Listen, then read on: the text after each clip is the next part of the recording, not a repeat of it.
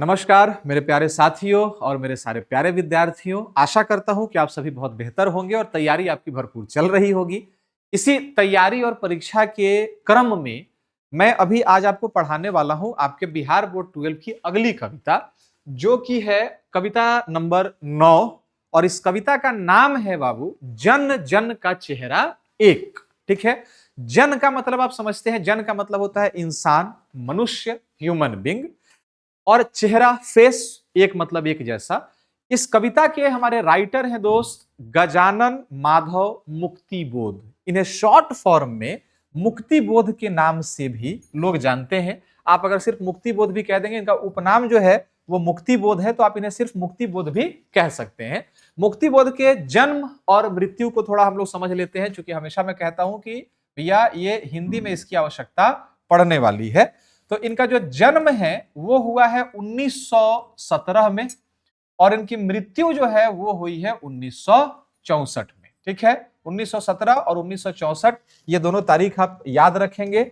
और दूसरी याद करने की जो चीज है, आप उसको थोड़ा सा ध्यान से एक बार समझिए। देखिए बुआ, गजानन माधव मुक्तिबोध जन्म कब हुआ? 1917 में। इनकी मृत्यु कब हुई है? 1964 में। ठीक है, ये दोनों तारीख आप याद रखेंगे। जन्म इनका ग्वालियर में हुआ है। ग्वालियर कहां है? तो ग्वालियर भैया हमारे मध्य प्रदेश राज्य में है। ठीक है, मध्य प्रदेश राज्य में ग्वालियर नामक शहर में इनका जन्म 1917 में हुआ था। मृत्यु इनकी 1964 में हुई थी। अब समझते हैं कि इस कविता में गजानन माधव मुक्तिबोध, यानी मैं शॉर्ट में अगर कहूं तो मुक्तिबोध ने हमें कहा क्या है। क्योंकि देखिए, हिंदी की कविताओं को समझना, कहानियों को समझना उतना मुश्किल भी नहीं है, क्योंकि हिंदी हमारी मातृभाषा है। इसके जो शब्द हैं आप पहले से जानते हैं। बस शब्दों का जो लय है, जो उनका उस कॉन्टेक्स्ट में जो उसका मतलब निकलेगा, यह समझना खाली आवश्यक है। बाकी चीजें आप स्वतः समझ जाते हैं। ठीक है, तो इस कविता में देखिए, राइटर आपसे कहना यह चाहते हैं कि जो मध्यम वर्गीय लोग हैं, जो आम इंसान है, जो आम इंसान, जैसे तीन वर्ग के लोग हैं। एक जो अपर क्लास के लोग हैं, जो एलीट क्लास के लोग हैं। दूसरा जो मिडिल क्लास सोसाइटी है। और तीसरा जो उसके नीचे लोअर क्लास की सोसाइटी है। तो आप यहां एलीट लोगों की बात नहीं कर रहे, आप यहां पैसे वाले लोगों की बात नहीं कर रहे। राइटर समझाते हैं कि देखो, चाहे जो आम इंसान है, जो मध्यम वर्गीय है, जो लोअर मिडिल क्लास है, या फिर जो लोअर क्लास है, वो एक जैसे ही होते हैं। उनके कष्ट एक जैसे होते हैं। जहां देखो वहां भूखमरी है, जहां देखो वहां पे तकलीफ है। वो अपने हाथ से, अपने शरीर से मेहनत करते हैं, दो वक्त की रोटी कमाते हैं, और वो रोटी को खुशी खुशी खाना चाहते हैं। बस उनके जीवन का इतना ही उद्देश्य है। ठीक है, तो जब कोई क्रांति होती है, जब सारे लोग एक साथ आगे आते हैं, तो आवश्यकता अगर आपको यह है कि आपको देश का विकास करना है, तो सारे ही मध्यम वर्गीय और निम्न वर्ग के जो लोग हैं उनको एक होना पड़ेगा, एक साथ उनको मिलना पड़ेगा। वरना ये जो पैसे वाले लोग हैं, ये मध्यम वर्गीय और निम्न जो वर्गीय हैं, इनके कष्ट को वो लोग समझने वाले नहीं है। तो राइटर इस कविता के माध्यम से हमें एक सलाह देंगे, एक सजेशन देंगे कि हर आम इंसान एक जैसा ही होता है, कि वो आम इंसान होता है। वो दो वक्त की रोटी, कपड़ा और मकान, इसी में वो पूरी जिंदगी अपनी गुजार देता है। चाहे वो अमेरिका का हो, चाहे वो इंडिया का हो, चाहे वो इंडिया में बंगाल का हो, या असम का हो, या उत्तर प्रदेश का हो, या सिक्किम मणिपाल का हो। आम इंसान ही होता है। सब एक जैसे होते हैं।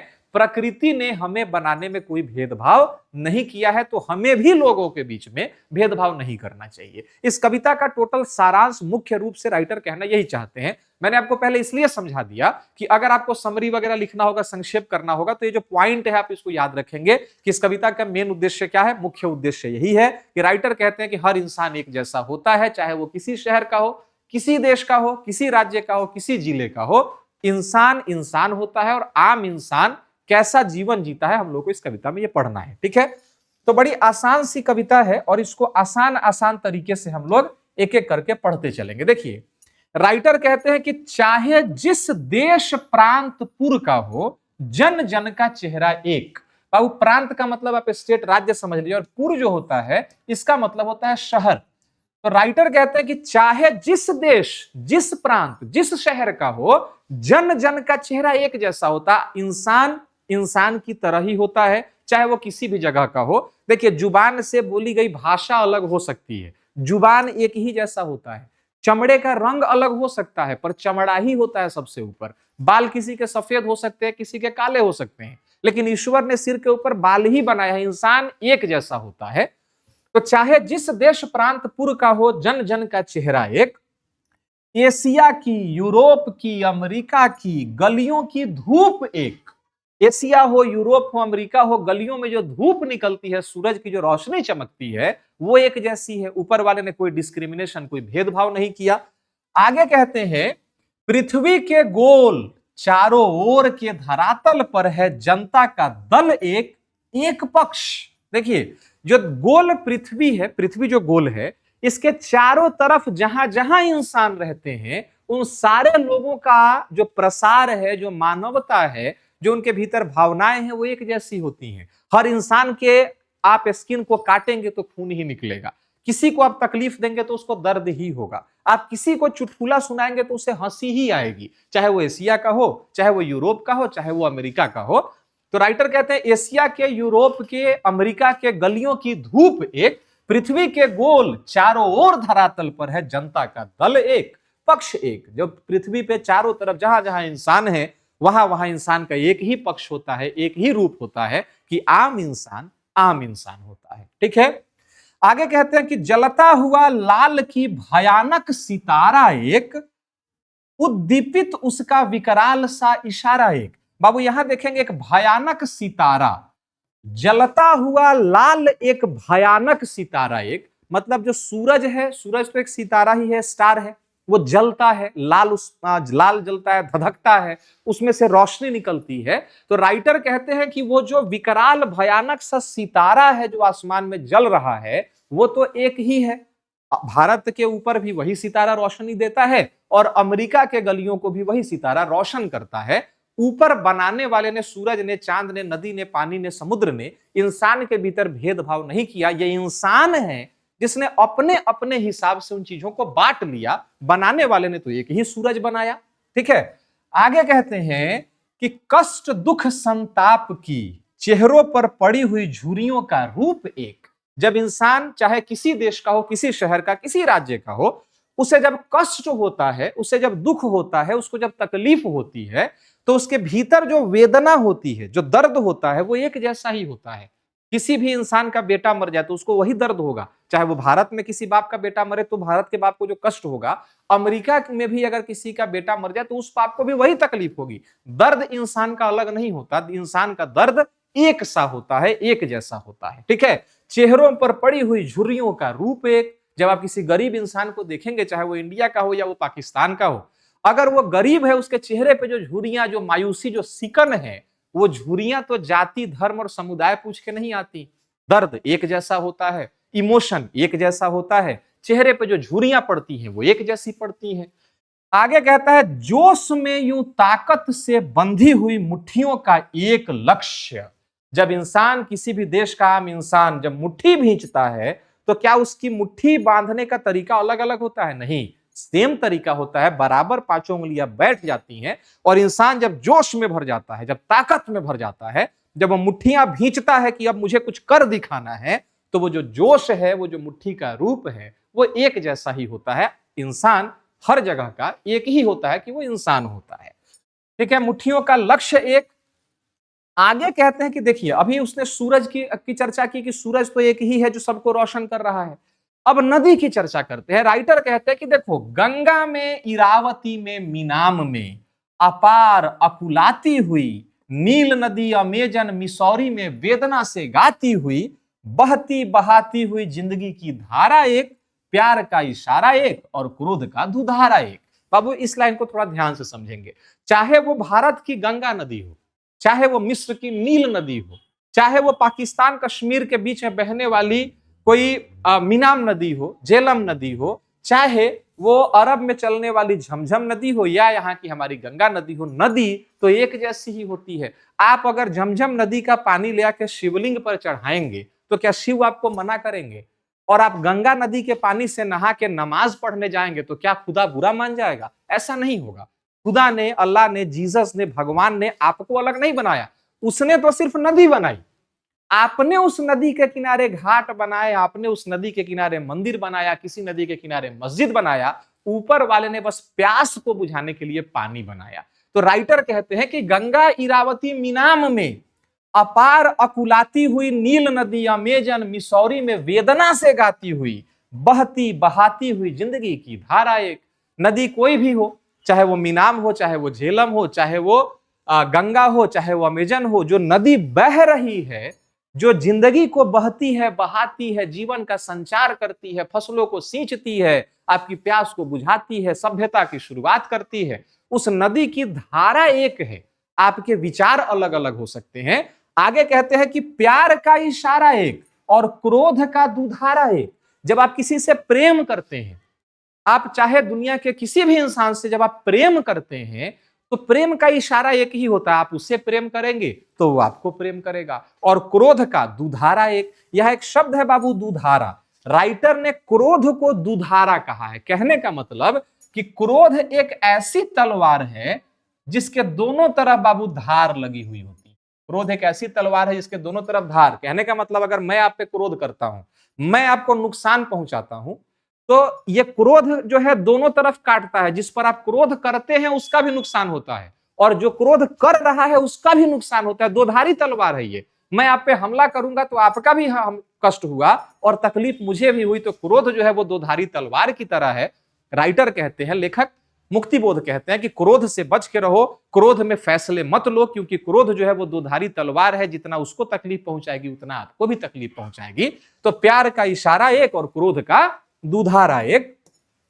आगे कहते हैं, पृथ्वी का प्रसार अपनी सेनाओं से किए हुए गिरफ्तार, गहरी काली छायाएं पसार कर खड़े हुए शत्रु का काले से पहाड़ पर, काला काला दुर्ग एक, जन शोषक शत्रु एक। ये जो बड़े बड़े लोग हैं, जो नेता, राजनेता, राजा महाराजा, एरिस्टोक्रेट, जो पूंजीवादी लोग हैं, जिनकी सेनाएं होती हैं, अपनी ही सेनाओं से वो खुद गिरफ्तार हैं। एक बहुत बड़ा नेता है बाबू, वो सभा के बीच में चला। मैं और आप, हम लोग आम इंसान हैं, तो हम लोग अगर कहीं चाहें तो अकेले जा सकते हैं, घूम सकते हैं। क्या नरेंद्र मोदी अगर चाहे, अमित शाह अगर चाहे तो वो अकेले कहीं जा सकते हैं? नहीं, वो अपनी ही सेना से खुद गिरफ्तार है, अकेले खड़े हैं और चारों तरफ सिक्योरिटी वाला है। उस सिक्योरिटी प्रोटोकॉल को तोड़ के वो बाहर नहीं जा सकते। ठीक है, तो ये जो लोग हैं अपनी सेनाओं से किए हुए गिरफ्तार, ये जो बड़े बड़े लोग हैं, ये जो बड़े बड़े पूंजीवादी लोग हैं, ये जनता के शत्रु हैं। इनका एक दुर्ग होता है, किला होता है, वहां बैठ के रणनीति बनाते हैं, और जो आम इंसान होता है उसको वो नोच खाते हैं।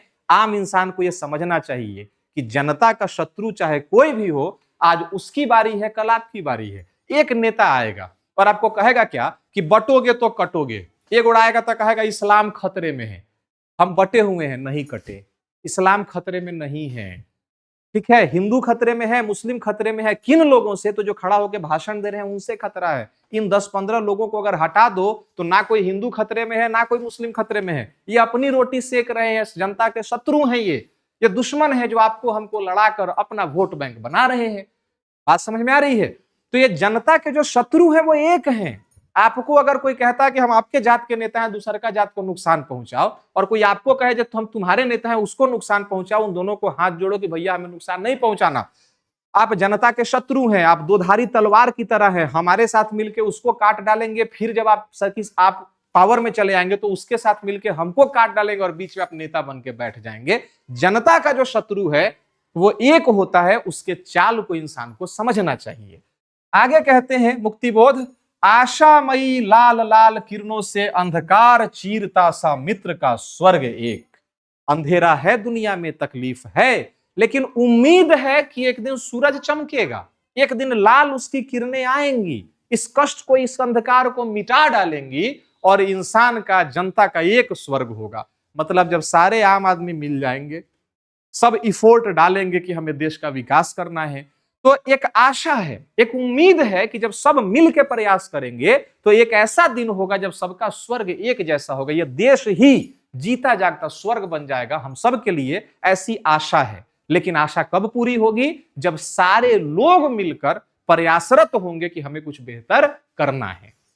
आगे आखिर में कहते हैं, जन जन का मित्र एक, विराट प्रकाश एक, क्रांति की ज्वाला एक, धड़कते वक्षों में है सत्य का उजाला एक। बाबू वक्ष का मतलब होता है सीना या छाती, ठीक है। जन जन का शत्रु एक होता है और जन जन का मित्र एक होता है। जो अच्छा इंसान है वो सबके लिए अच्छा है, जो बुरा है वो सबके लिए बुरा है। ये मत सोचो कि तुम्हारा नेता है सिर्फ तुम्हारे लिए अच्छा है और उसके लिए बुरा है। वो बुरा है तो सबके लिए बुरा है, समय समय पे बुराई निकल के बाहर आती है। तो जन जन का मित्र एक, विराट प्रकाश एक, ये जो सत्य का उजाला है वो एक है। क्रांति की ज्वाला एक, क्रांति की जब ज्वाला निकलती है, जब मसाल निकलती है कि देश में अच्छा करना है, देश को आजाद कर देना है, अंग्रेजों को हटाना है, तो क्रांति की ज्वाला एक साथ जलनी चाहिए। धड़कते वक्षों में है सत्य का उजाला एक, ये जो दिल जो धड़क रहा है, इस धड़कते हुए दिल में सच्चाई का जो उजाला है वो एक जैसा है। जो सच्चे लोग हैं वो सब एक जैसे हैं, जो बुरे लोग हैं, काले अंधकार वाले लोग हैं, वो सब एक जैसे हैं। लाख लाख पैरों की मोच में है वेदना का तार एक, हिये में हिम्मत का सितारा एक।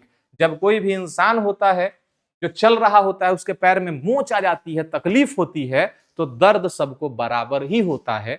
राइटर ये समझाने की कोशिश कर रहे हैं कि जब आपको दर्द होता है तो आप तकलीफ में होते हैं, तो आप दूसरे के दर्द को क्यों नहीं समझते। आप ये समझिए कि वो इंसान है, तो जैसा दर्द आपको हो रहा है दर्द उसको भी होता होगा।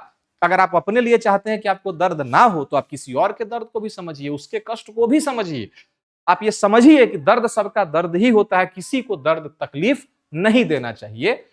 अगले स्टेंजा में कहते हैं, चाहे जिस देश प्रांत पुर का हो, जन जन का चेहरा एक। एशिया के, यूरोप के, अमेरिका के भिन्न भिन्न वास स्थान, भौगोलिक ऐतिहासिक बंधनों के बावजूद सभी और हिंदुस्तान, सभी और हिंदुस्तान। ठीक है, चाहे जिस देश का हो, चाहे जिस राज्य का हो, चाहे जिस शहर का हो, जन जन का चेहरा एक होता है। एशिया के, यूरोप के, अमेरिका के भिन्न भिन्न वास स्थान, ये जो धरती है, इस धरती पे कहीं एशिया है, कहीं अफ्रीका है, कहीं यूरोप है, कहीं अमेरिका है, भिन्न भिन्न वास स्थान है। लेकिन भौगोलिक दृष्टिकोण से देखो, बनावट के दृष्टिकोण से देखो, खान पान के दृष्टिकोण से देखो, तो हर तरफ तुम्हें हिंदुस्तान मिलेगा।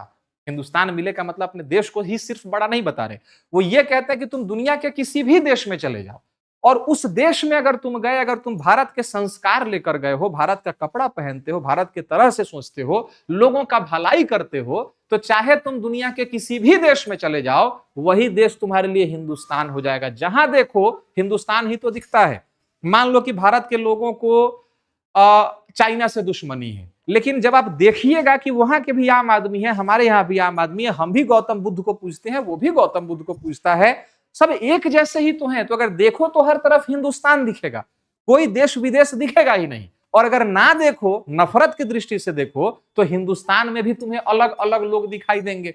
देखिए ना, नॉर्थ ईस्ट के लोगों को हम लोग चिंकी चिंकी कह के मजाक उड़ा देते हैं, चाइनीज कहते हैं। जब भैया आप नफरत फैलाएंगे, आप अपने ही देश के लोग को चाइनीज कहेंगे, तो वो इंसान जाके कल को चाइनीज को अपना क्यों नहीं कहे। तो प्यार बांटो, जहां देखोगे तुम्हें वहीं हिंदुस्तान दिखेगा। आगे कहते हैं कि सभी और बहने हैं, सभी और भाई हैं, सभी और मेरे कन्हैया ने गाय चराई हैं। ये जो भारत है हमारा घर है, हमारा परिवार है, जिधर देखो उधर भाई हैं, ये सभी भाई हैं तुम्हारे, सभी और तुम्हारी बहनें हैं। कोई ऐसा जगह नहीं है जहां कान्हा नहीं हो, कृष्ण नहीं हो, कोई ऐसा जगह नहीं है जहां राम नहीं हो, कोई ऐसी जगह नहीं है जहां हनुमान नहीं हो, कोई ऐसा जगह नहीं है जहां शिव नहीं हो। तो जहां भी देखो तुम्हें अपनी ही सभ्यता तो दिखती है, अपने ही भगवान तो दिखते हैं। सभी और बहनें हैं, सभी और भाई हैं, सभी और कन्हैया ने गाय चराई हैं। कृष्ण की कहानियां तो हर जगह है। कृष्ण ने तो तुम्हें प्रेम बांटना सिखाया था, कृष्ण तो पूरे भारत को घूमे थे, तो तुम नफरत के बीज को लेकर क्यों घूम रहे हो। जिंदगी की मस्ती की अकुलाती भोर एक, बंसी की धुन सभी और एक। जिंदगी, ये जो जिंदगी है, इस जिंदगी में जो मौज है, जो मस्ती है, वो हर तरफ एक जैसी ही है। हर तरफ कृष्ण ने बांसुरी बजाया है। जब उसने प्रेम का संगीत फैलाया बांसुरी बजा के, तो तुम नफरत के बीज इस देश में क्यों बोते हो। आगे आखिरी स्टैंजा में कहते हैं, दानव दुरात्मा एक, मानव की आत्मा एक, शोषक और खूनी और चोर एक, जन जन के शीर्ष पर शोषक का खड्ग अति घोर एक। खड्ग मतलब होता है बाबू तलवार, खड्ग मतलब तलवार समझिए, या फिर आप इसको फरसा समझिए।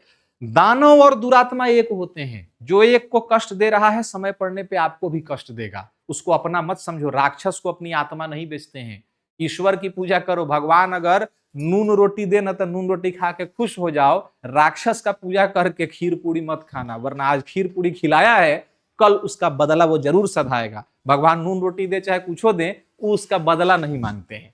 तो राइटर कहते हैं कि दानव दुरात्मा एक, मानव की आत्मा एक, शोषक और खूनी और चोर एक। जो शोषक होता है, जो लोग को लूटता है, जो खूनी होता है, हत्यारा होता है, जो चोर होता है, वो एक जैसा होता है, वो किसी का सगा नहीं होता है। जन जन के शीर्ष पर शोषक का खड्ग अति घोर एक, जो हर आम इंसान के ऊपर, शीर्ष मतलब होता है ऊपर, हर आम इंसान के ऊपर जो वो जनता का शोषक, जो पूंजीवादी बैठा है, ये सारे एक ही हैं, ये आपके अपने कभी नहीं हैं। ठीक है, आपका आम इंसान का दोस्त आम इंसान ही होता है।